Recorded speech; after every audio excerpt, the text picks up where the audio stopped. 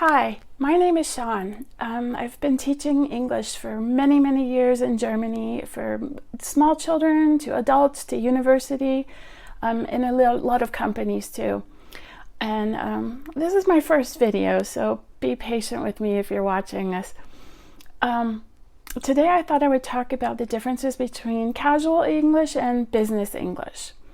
I had a conversation one time with an English teacher, and they told me there is no difference between business English and just really good English.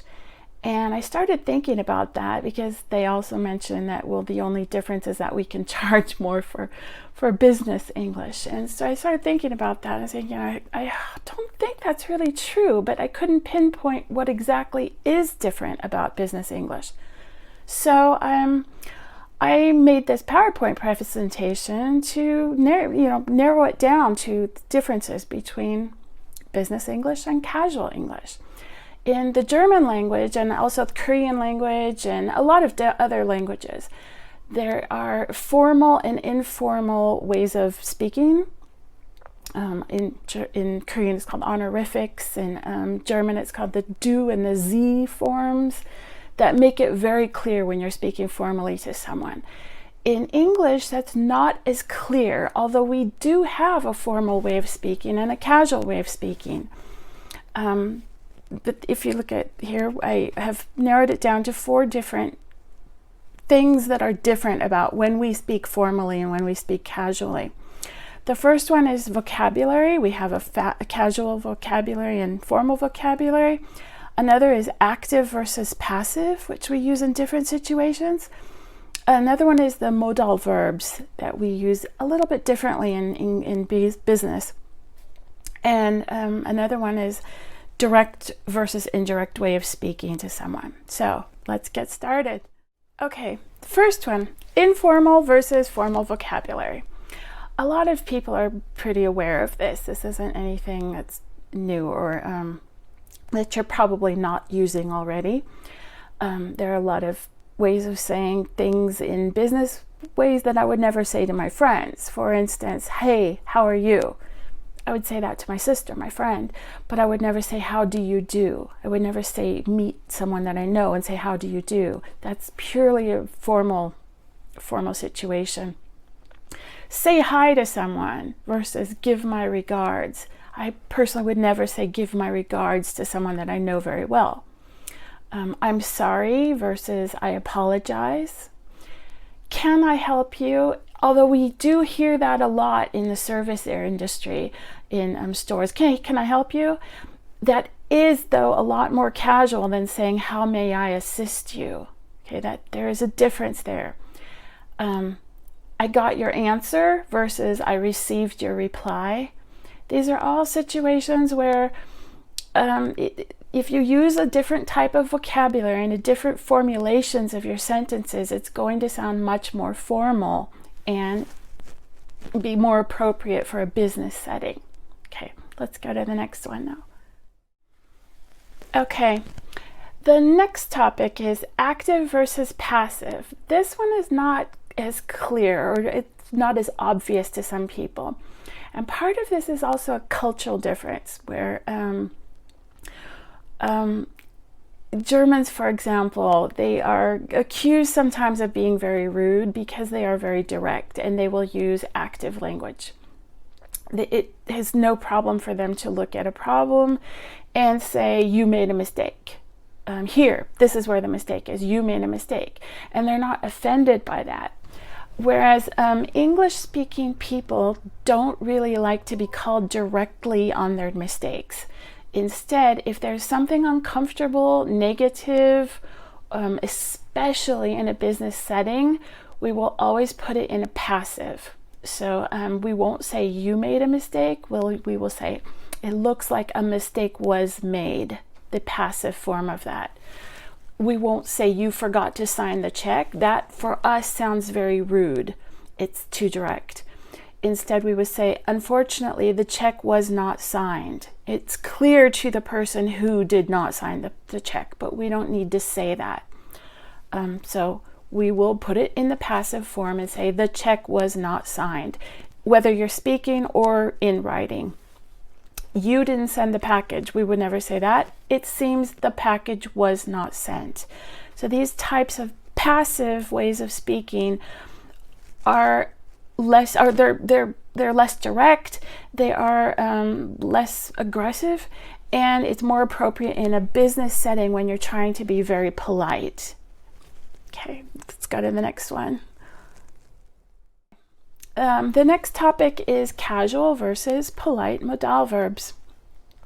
You can be polite and be casual too, but in a business setting, of course, you should be extra polite. And there are different modals that we use. Modal verbs, in case you're not, let me refresh your memory. There can, could, would, should, those types of verbs, the modal verbs. In German, it's modal. In German or English, modal. So there are casual ways of saying this and also more formal ways of using these. Do you want to is a little more casual, whereas would you like to, using would, is a little more formal, and more formal sounds more polite to us and it's more appropriate for a business setting. Would you care to is extremely polite and thus more formal. Can you please? Can you please wouldn't be rude. I mean, we're even using the word please, but could you please is a little bit more careful and a little bit more formal. Would you is also even more formal, even more business-like, more polite. Would you mind? Would you mind is interesting because if you analyze that, would you mind is something that we say more often when we're expecting a negative answer. So if I said, could you please close the window? I'm expecting that you will close the window. I'm not expecting that you will have a problem with that. I'm kind of just telling you to close the window. Would you mind closing the window? Sounds to us a little bit more like begging, like, would it be okay? Expecting more of a negative answer. So that would you mind doing something is very polite, very more formal, but it's also something that we use even with somebody that we know very well in a casual setting if we are expecting a negative answer. For instance, I tell my daughter, hey, could you please clean your room? Can you please clean your room? I'm telling her to do it. Would you mind cleaning your room? Would you mind taking out the trash, please? I'm knowing that she doesn't want to do it. So that is a difference there too. Can I, could I, may I, and might I. Can I, could I, little more casual. May I and might I, very formal and very businesslike. Might I is not really used that often though. It's almost too polite. And probably a little more British. So one other example would be, can I look at that report again? That is something that we would say a little bit more casually. Oh, can I look at that report again? But again, using might in a more formal setting, in a more careful setting, in a more business setting, I might say, you might want to look at that one more time. You might want to look that over one more time. Not telling them that there's something wrong with it. That's a little bit more like the passive thing that we just talked about. Not wanting to tell anyone directly that they've done something wrong. Just, you might want to look at that one more time rather than this is bad. Okay, let's go to the next one. Direct versus indirect. This is something, this müssen versus must. This is something that's very, obviously geared towards the German language. They have a language in German called müssen, must, and it means must in English, except they use it for everything. You must do this, you must do that, you must do that. And so in their heads, in German heads, they tend to translate that müssen with must, and not realizing that when you use the word must in English, that is very often an order and sounds to us almost too aggressive, too direct. And so be really careful when you use the word must. Must there are a lot of different uses for must, like, oh, you must feel terrible, or you must do this. So if you're using it in that order kind of way, you need to be really careful about that, because it sounds aggressive. And as we were talking about the polite passive versus active, English speaking people tend to be a little bit more careful going about not telling people directly, not giving direct orders. We don't like to hear negativity directly. We're a little bit sensitive. So the next one is I'm afraid and I'm sorry. This is another thing that we don't like to do in English is, this is almost a cultural thing too, is that we don't like to say the word no. We don't like to directly say no. So if, for instance, you call at a company is Mr. Brown, hello, is Mr. Brown there? They, in German, for example, I worked with a German company, actually a European, one of the largest clothing manufacturers in the world. I won't tell you the company, but you could guess. In Europe, they're headquartered in Europe. I worked with them together for politeness training because they were having a problem answering the telephone, being a little bit rude. And part of the reason was because they would give these direct answers. So, dealing, back to my example, dealing, is Mr. Brown there? No, he's not there. That would be their answer, because they are translating it in from German, where it wouldn't be impolite to say, no, he's not there. So I was teaching them to say, don't say no. Instead, as a replacement for no, we often say, I'm afraid, or I'm sorry. And I remember the receptionist, she goes, oh, that's stupid. I'm not afraid. What is that supposed to mean? Or then I'd say, okay, well then use, I'm sorry, Mr. Brown is not here. I'm sorry, but I'm not apologizing. Something that they really didn't understand. But this is what we say to replace no. Instead of saying, no, Mr. Brown is not here, we will say, I'm afraid he's not in right now. Or, I'm sorry, he's not in right now. Okay, those are words we use instead of no.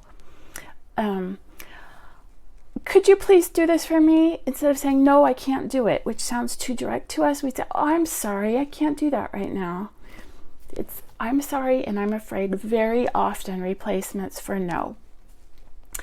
Another thing that we do to be a little bit indirect, which is for us more polite, which is more business-like for us. Polite is business.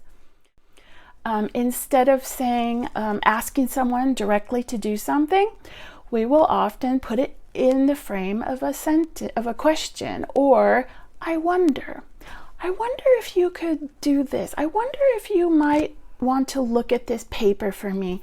I wonder if it would be possible for me to leave early today. I wonder, instead of asking, can I leave early? Can I do this? Can you look at that? We go around the back way. And in addition to that, we will use more words instead of saying, it would be very simple to just say, can I leave early today? Instead, we tend to, I'm a little bit tired today. I've finished with my work and I was wondering if it would be possible if, we will use more words to make things more polite and a little bit more careful, and often politeness is business. Okay, just to sum that up, yes, there is a difference between business English and casual English. And it's not only the vocabulary, although there is formal vocabulary and casual vocabulary. It's also that we need to use the passive voice, particularly when you're speaking about something negative. There are also less polite and more polite modal verbs, which are something to pay attention to. And again, use indirect language. It makes us happy. It makes us feel a little less accosted. We're sensitive people.